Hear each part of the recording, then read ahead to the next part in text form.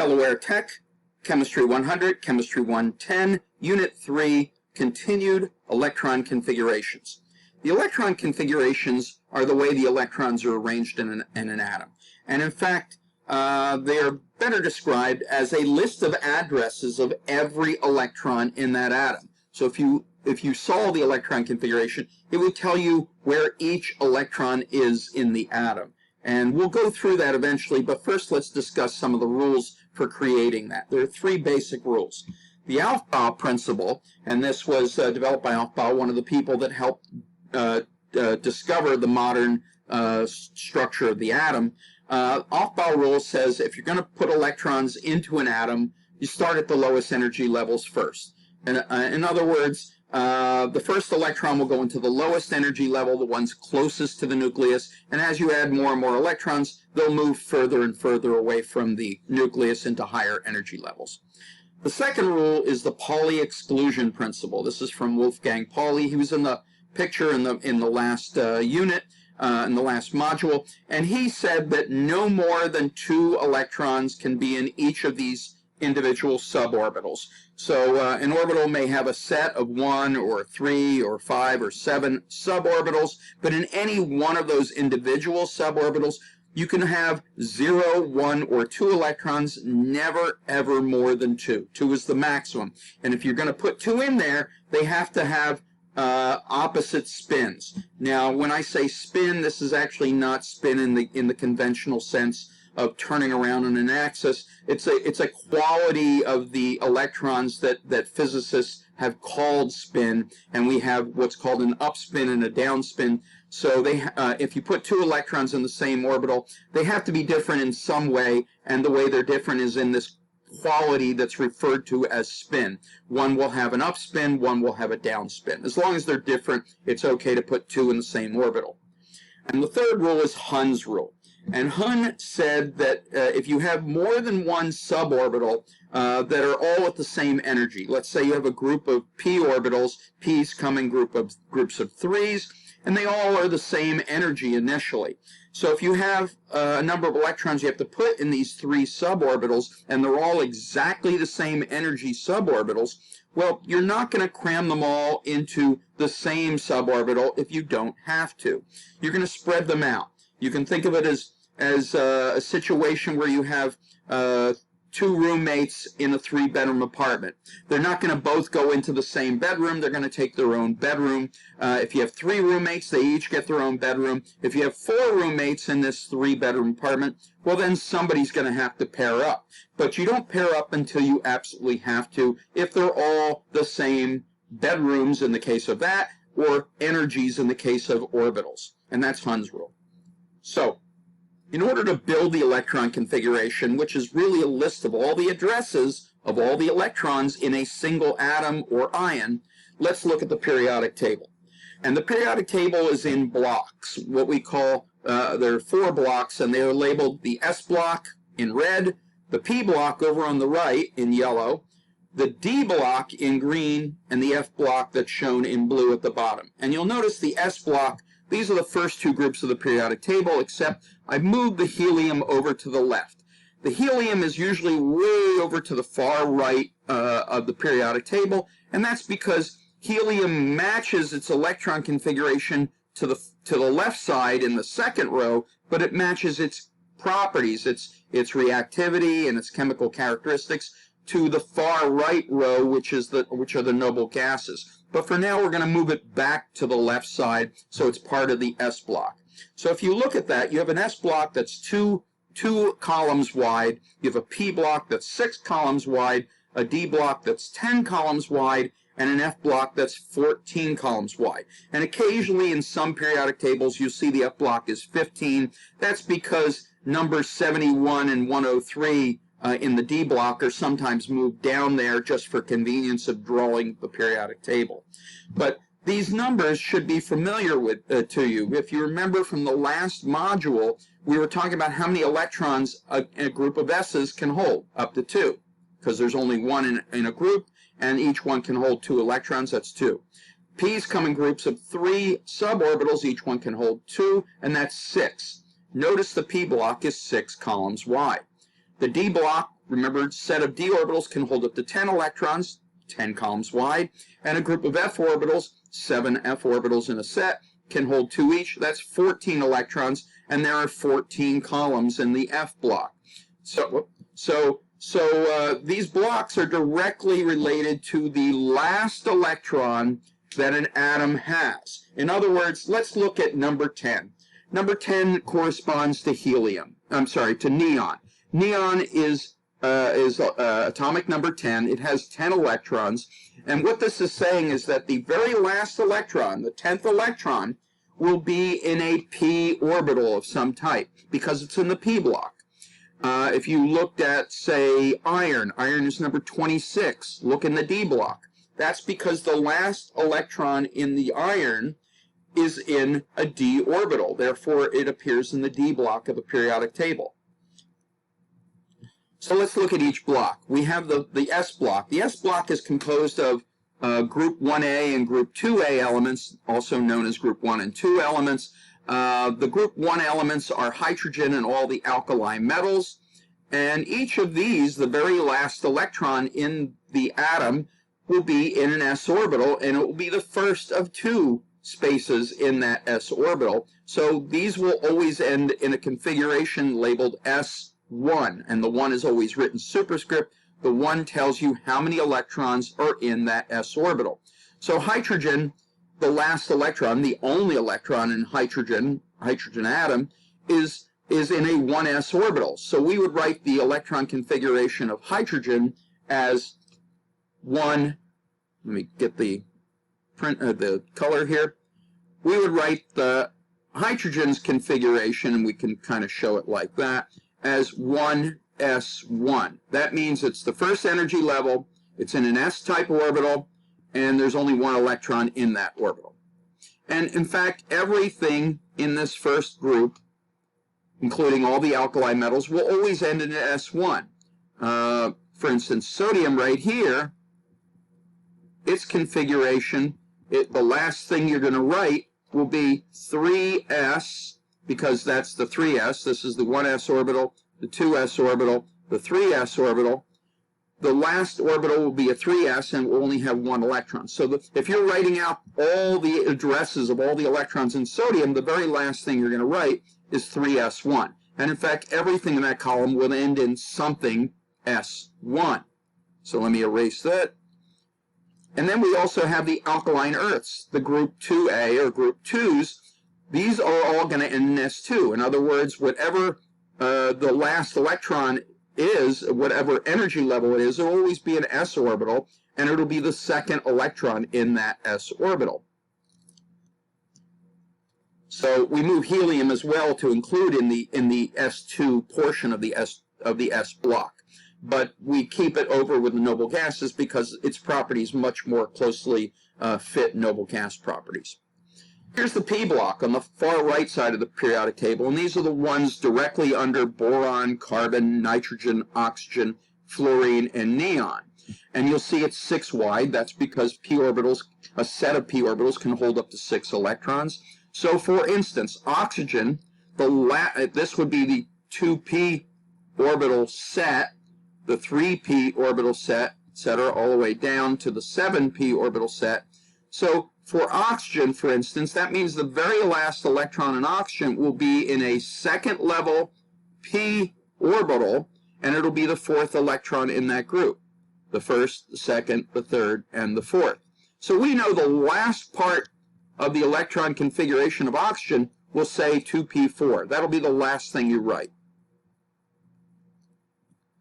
The D block are the transition metals. They're called transition metals because they transition from the S side of the periodic table to the P side of the periodic table. It's 10 wide because d orbitals can hold, a set of Ds can hold up to 10 electrons. So for instance, iron right here is in that D6 column, and in fact the last electron in iron would be in the 3rd level because Ds start at level 3, remember. And it would be a d orbital, one of the 5 d orbitals, and it would be the 6th electron that was stuck in these 5 orbitals. So it would end in the configuration 3d6. That would be the last thing you'd write for iron, just iron atom. Now, if these were iron ions, for instance, if you had iron plus 3, well, that's missing 3 electrons, so you would look here, here, here, you jump back to vanadium, and it would be something like that. If you were to add electrons having a negative charge, well, you'd go forward if that was the case. And then looking at the F block are your intertransition metals, formerly called the rare earth metals or rare earth elements, and they are now more properly called the lanthanides and the actinides. And remember, F start at level 4, so the lanthanides are your 4F portion of the F block, and the actinides are the 5F portion of the F block. And remember, they're going to be inserted inside the periodic table at the bottom towards the left when we get to that. And they can hold, a set of Fs can hold up to 14 electrons because they come in groups of 7 suborbitals. 7 times 2 is 14. So let's look at an actual electron configuration. Phosphorus. Phosphorus has an atomic number of 15. That means there are 15 protons. And if we're talking about phosphorus atom, we know that is by definition uncharged. Therefore, the number of electrons in the atom has to be exactly equal to the number of protons. And in this case, that number is 15. 15 electrons. So we need to find addresses for all 15 electrons. And we start at the bottom using Aufbau's rule. We put at the most 2 per suborbital, and that's Pauli's rule. And we spread them out if they're all on the same energy level. That's Hund's rule. So I'm going to tell you the answer right now. The electron configuration of phosphorus is 1s2, 2s2, 2p6, 3s2, 3p3. And what this means is that the first 2 electrons right here are in a 1s orbital. It's an s orbital in the first level. The second 2 electrons are in a 2s orbital, because in the first energy level, the 1 level, the only thing available are s orbitals. That's it.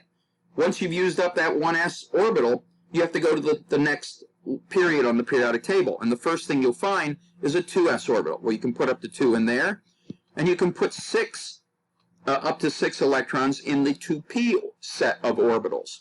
So that takes care of 6. We've now taken care of 10 of the 15 electrons. We put 2 more in the next orbital, which is a 3s, and that leaves us only 3 electrons to put in the remaining set of p orbitals. The p orbitals can hold anywhere from 0 to 6. We only need to put 3 in there, so it's a 3p3.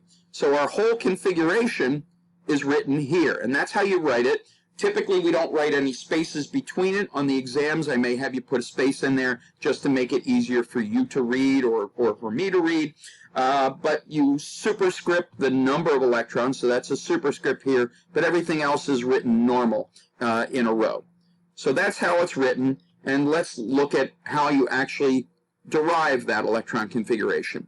Now, here's a representation of all the energy levels, and I haven't told you yet how you remember which energy level is first.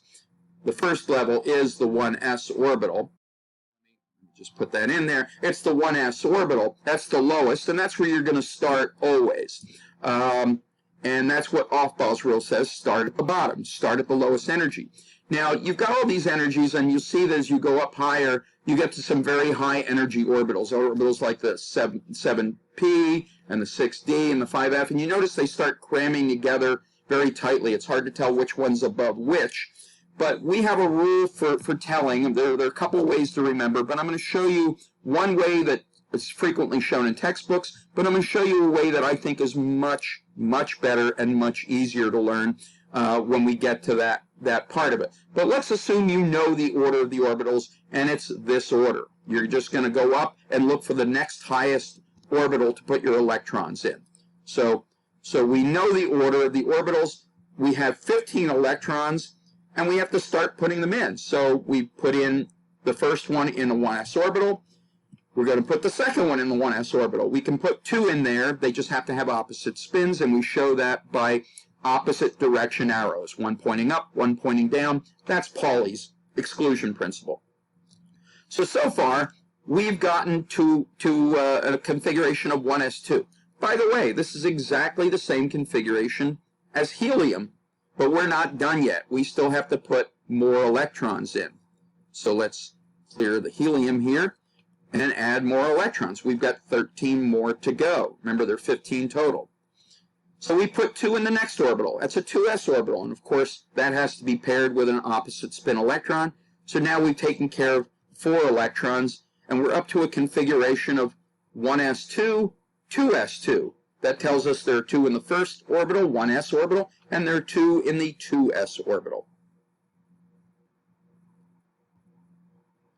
As we continue on, remember we have 11 more, we can put 1 in each of the 3 p orbitals. Hund's rule says keep them spaced out if you have a choice. Give them all their own p orbital, because they're all the same energy in this level. However, we've got way too many electrons, so we have to pair them up. We have no choice. We're going to fill it up. So now that set of p has 6, and we're up to a total configuration of 1s2, 2s2, 2p6. And you'll notice this is exactly the same configuration as neon, which has 10 protons or 10 electrons in a neutral neon.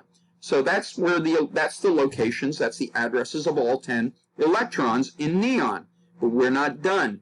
We still have 5 more electrons to go. So we have to find homes for them. 2 will go into the 3s orbital, so now we're up to this new configuration. But we still have 3 more. So we find homes for those. Remember, Hund's rule says spread them out. So 1 goes there, 1 goes there, and 1 goes in. So each of the last 3 electrons gets their own p suborbital. And they're spaced out. And we've gotten all of the electrons in their homes. All 15 are in their places. And we would write this as 1s2, 2s2, 2p6, 2s2, 3p3. And if you add up all the superscripts, 2 plus 2 plus 6 plus 2 plus 3, you will get a total of 15 electrons. It's literally telling you the address of all 15 electrons. And you'll notice that the last 3 are not paired in their own orbitals. They are unpaired electrons. That's only important in more advanced chemistry studies when you're studying certain types of property like electrical conductivity and magnetism. But for now, we'll just call them unpaired electrons and leave it at that. So, how do you memorize the energy levels? Well, there's this method shown here, which you'll find in a lot of textbooks. They make this diagram where they'll draw all the s orbitals lined up here vertically, 1 through 8, because remember, there are s orbitals at all levels, but p orbitals start at 2, so they'll make a column of all the p orbital types here, and they'll line up the 2 with the 2, right? And then they'll write all the d orbitals and the f orbitals, and if we had big enough atoms, they would have g and h and I and j orbitals, but we don't have any atoms big enough to have those yet. Not yet. Someday we may get g orbitals, very soon actually, but right now we don't. And so the highest one we have right now is a 7p. That's the highest energy level of any element in the periodic table currently. But the order here is that you start at 1s, and you go to 2s, that's next in line, and then you hop over to 2p, and then diagonal, and you'll notice you're going diagonal, diagonal, diagonal, diagonal, and this is very difficult to remember. I don't expect anybody to memorize this pathway of what's the next in energy. It's really annoying. You have to remember how to create the chart, you have to remember how to draw the diagonals right, and then you have to connect the diagonals because that's connected to that, and then this connects back up to here, and you can see how this gets very confusing. So we're not going to use this, but you will see it in textbooks. Let's instead use the periodic table. You have a periodic table. You literally can read it like a book, at least if you were reading in English or a Western language. There are some languages like Hebrew, which is read from right to left, but let's assume you're reading from left to right, top to bottom, like a newspaper, like a book. And if you read the periodic table, it will tell you exactly what orbital you're in. All you have to do is keep track of what block you're in, the S, the P, the D, or the F block, and what number level you're in for each of those blocks. You have to remember the S's start at 1, so you can number them right down from 1S to 7S. The P's start at 2, 2, 3, 4, 5, 6, 7P. The D's start at 3, 3D, 4D, 5D, etc. And the F's start at 4, 4F, 5F, etc. If you remember that, well, then you can use the periodic table. Just remember to move helium over to the left in your head. Obviously, you can't do that if you're holding the periodic table. So the helium's really over in the S block, and you've got an S block on the left, you've got a P block on the right, the D block's in the middle, and the F block has been moved down to the bottom for convenience sake. And then you number them. You can either number them on your paper, 1S through 7S, 2P through 7P. At the D block, well, actually, before I get to that, take a look here. You'll notice in the periodic table, the nice thing about S and P is for the same row, say in the periodic table, the second period, the second row, has a 2S orbital set and a 2P orbital set. See, the numbers match. The third row, the third period, would be 3S and 3P. However, when you get to the fourth period, you've got the 4S and the 4P. Oh, that's all well and good. But d orbitals start at 3, and now your order of numbers of the energy levels doesn't quite match the period anymore. So you have to be careful with D's and F's. They're not going to match the row you're in. You have to remember that D's start at 3, so 3D, 4D, 5D, and F's will start at 4, 4F and 5F down at the bottom. So once you insert the F's in the right position, and how do you remember where to insert, and how do you remember which order to go? Follow the atomic numbers. Look at the very top left corner. We have hydrogen right here, 1. And down in the bottom right corner, we have oganesson, 118. And if you just follow the numbers from left to right, and then just read it like a newspaper all the way across, you will immediately recognize that all of these tell you the exact order of the orbitals. 1S is first. There's nothing else in that row. 2S is second, then 2P. We go to the next. That brings us to number 10, which is neon. That tells us to go to number 11, which is sodium, Na, and we're in the 3S orbitals. We then go to 3P. We're reading left to right. 4S, 3D, 4P, 5S, 4D, 5P, and you'll notice the D is always one shifted, one number lower than the corresponding S and P for that row. So just keep that in mind. If you lose track of what you're writing, if you wrote a 3D already and you come to another D, you know the next D you're going to write is a 4D. If you've already written a 4P and you're coming to the next P, all you have to, instead of counting back down, you can just look at what you've written. You know you already wrote a 4P. The next one must be a 5P. So you can keep track that way. So we go from 5P, that takes us to number 54. That's xenon. And that brings us to 6S. Now you have to be careful. That brings us to 55 and 56. But remember, 57 is down here. So you jump in. So the 4F set is actually between the 6S and the 5D. The 5D leads us to the 6P over here. We go back to the next row, 7S, and remember the same thing happens. The 5F is inserted after the 6S because 87 and 88 are right here. 89 is down at the bottom. We fill that in till we get to 102. We're back up to 103, and we read right across in the 6D orbitals. That leads us to the last one so far in the periodic table, the 7P, and that brings us to oganesson, which we know will end with a 7P orbital that has a set of orbitals, which will have 6 electrons in it. So we know the very last thing, if we're writing oganesson, it's named after the person Oganesson, but the element is called oganesson. The last electron's address will be 7P6. So I'm going to erase all these notes, They're already here listed, so you can follow this. And let's actually do some examples. So on the right, upper right, you see the same periodic table. It's not quite complete because these elements haven't been filled in yet. It's an older periodic table. But we do have the rest of the 6D, and we do have this 7p set sitting here. And you'll notice that all of the orbital sets are labeled. They just kept helium over on the right. We'll just put an arrow to remind you that it's over on the left. Now, when you're doing these, you can say, okay, how many electrons do I have to find homes for? And then count them one by one, and that gets very, very tedious. So instead, I recommend this. Find the address of the last electron first. For instance, let's look at strontium here. Strontium is right there.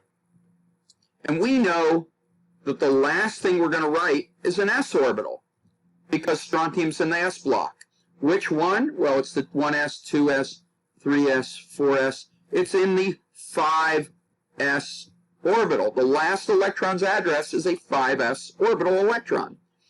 And it is the second electron in that orbital. The first one would be for the rubidium's last electron, and the second one is for the strontium's last electron. So we know that whatever we write, the very last thing we're going to write is 5s2. So we literally are going to, I'm going to clear most of this here. Let's get rid of these notes.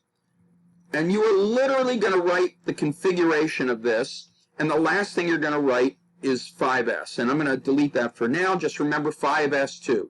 That is what we're going to end in, and I'll just put it over here. So this is strontium, 5s2. So now you're looking for the homes of all the electrons in strontium. And in fact, strontium has 38 electrons because its atomic number is 38. It's a neutral atom. If this was an ion, like strontium plus 2, we'd have to take away 2 of those 38 electrons and only look for homes for 36. So strontium atom has 38 electrons, right? So 38 electrons. This is how you're going to check with the 38. But we know the first 2 electrons will be in the 1s orbital, and we can put 2 in there. And we know that because that's the first thing you read at the top. Sorry. The first thing you read at the top is the 1s orbital. And we can put up to 2 electrons in there. The second thing is a 2s orbital. And instead of telling you all the numbers, let's just write the orbitals in order in energy, and we'll put the numbers in later, how many electrons. The next one will be 2p. We're reading from left to right, 2s to 2p. Now we're on the third row, and it's a 3s and a 3p on the third row, and then we're at the fourth row. We might not have enough space for this 5s2. We'll save that for later. We come back. We know after the 3p, we're at the 4s orbital, and then after the 4s is a 3d orbital. So we put the 3d next, and then we're coming to the 4p orbital. And right after that, we get to the 5s orbital, where we know we will stop with the second electron. Well, now, all you have to do is fill in the maximum, because the only place that doesn't get the max are the last 1 or 2 orbitals. So we know S's can hold up to 2, so we put 2's for each of those. We know P's can hold up to 6, so we put 6 for each of those. And we know D's can hold up to 10, and we put 10 for those. If we had an F orbital, we would put up to 14 for that. Now let's count them up. This is just your check to make sure you did it right. We have 2 electrons here, plus 2, plus 6, plus 2, plus 6. And if you want, you can put a little slash here to remind you when you've gone to a new, when you go to a new row. Let me clear that line right there. It's a little confusing.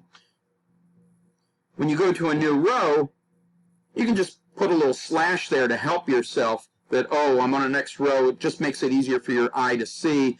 Don't put the slashes in your final answer, but if you're writing it on scrap paper, it's a good way to see the pattern. So now you see this, you see these various electrons, and now you're just totaling them up. And, whoops, I'm sorry, let me back up from that. And if we total these up,